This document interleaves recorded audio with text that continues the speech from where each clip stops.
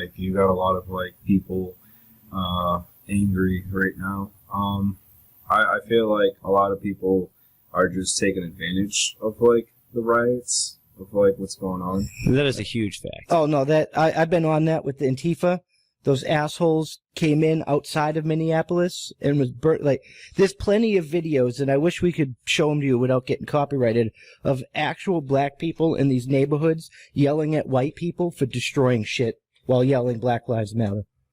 See, I don't understand it. Everybody's just like, I don't even want to like state what I actually want to about that matter there, but why smash and destroy all this shit, guys? Like 90% of this is either your own shit.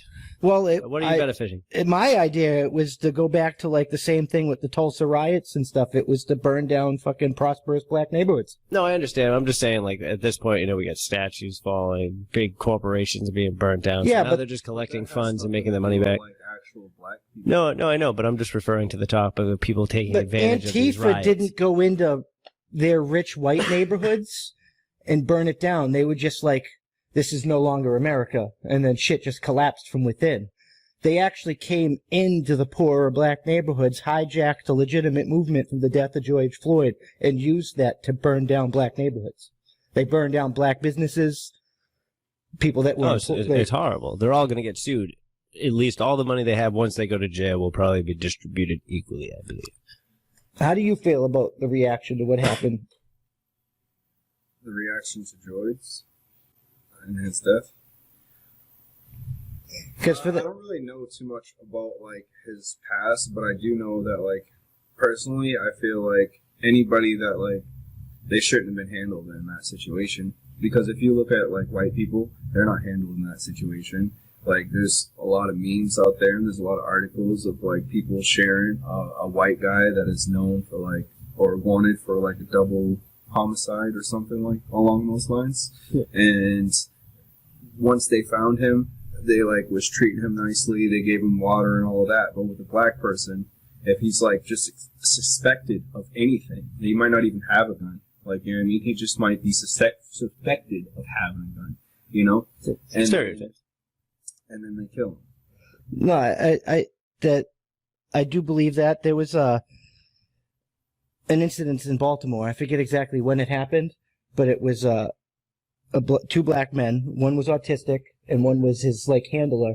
And the handler got down on the ground and did the right thing, and he put his hands up and he was screaming because they were screaming at the other guy to like get down, and he was screaming, "He can't understand you, he can't," and they just shot him.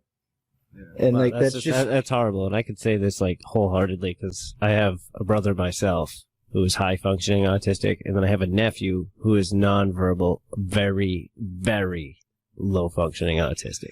So I can speak to that. That is just horrible. Well, you get back to the George Floyd thing though, but that was an egregious. Like I'm saying, we've done some like pretty harsh things to detain like legitimate enemies in combat, and you never nail on a motherfucker's neck for 9.5 minutes, 8.5 minutes, or whatever the fuck it was. Like it takes 8 seconds to knock a motherfucker out that way, and 9 seconds you start having brain damage. And then you got all these white people making memes about it, like kneeling on people's necks, laughing like it's a joke when it's really not a joke. And if they were in that situation, if it was being done to them, it wouldn't be a joke. Yeah, it doesn't matter who it happens to. And this is the problem with society nowadays, is they view things so misconstrued. It's like if it's happening, nobody's rights should be infringed I can't upon. even imagine how that man felt, because like in the Army we did like combatives training and we would choke each other out, but we always knew that when we tapped they would let us like I can't imagine like going out that way, because I know how it feels to like, and just to like, I can't imagine that. Yeah, it's horrible.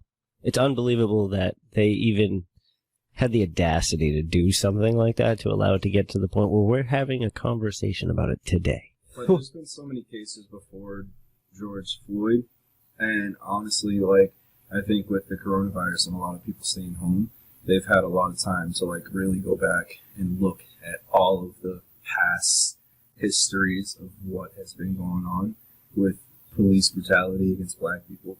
Like, I can think of a situation where a guy was in a car, he got pulled over by a cop, he was with his wife and his kid in the car, and then, like, the cop asked if he had a gun, and he informed the cop that he had a gun, and then he was going to go get the gun to give it to him, and then the cop said, don't get it.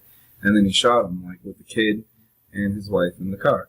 See, and that's horrible. That's a tragedy. Now, the point of those situations is like, what entailed the cop? He was complying, and I've been in cars in these situations where you are actually supposed to give them the gun or any ammunition or other weapons in the car because you have now denounced to them that they exist. Well, it's fear. I mean, I've been in each other's safety. I've been in situations where when it came up and I had to inform the cop was like, all right, well then just like step out of the car, let me disarm you. And then they did their thing. They gave me my gun back and my ticket, and I went about my day. And then there was times where I was on the side of the road, and assholes were afraid because I had veteran plates, and they called another cruiser, and they held me at fucking gunpoint to see what I was doing on the side of the road. And then they tried to get like all belligerent and search my car and shit, even though I showed them I was waiting for a motherfucking tow truck. Like, it's not illegal to wait for a motherfucking tow truck. As soon as I showed him, he should have just fucking walked the fuck away, and he shouldn't even have the gun in the first place.